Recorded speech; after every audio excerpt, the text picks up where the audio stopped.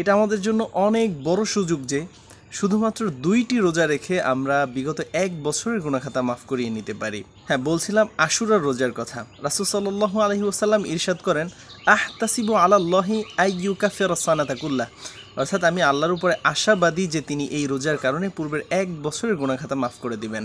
এই মহামূল্যবান সুযোগ আমি আশাবাদী আপনাদের কেউই হাতছাড়া করবেন না। এখন প্রশ্ন হলো, এই রোজা পালনের নিয়ম কানুন কি? এই রোজা পালনের আলাদা কোনো নিয়ম কানুন নেই, অন্যান্য রোজার মতোই। তবে রাসূল সাল্লাল্লাহু আলাইহি সাল্লাম বলেন, সুমু আশুরা ওয়া খালিফু ফিহিল ইয়াহুদ, তোমরা আশুরার রোজা রাখো এবং তার মধ্যে ইয়াহুদীদের বিরোধিতা করো।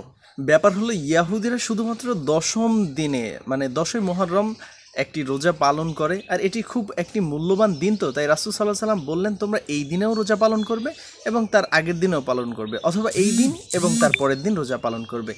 তাই আমরা যদি রোজা রাখতে চাই, হয় 9 এবং 10 মুহররম রোজা পালন করব, অথবা 10 এবং 11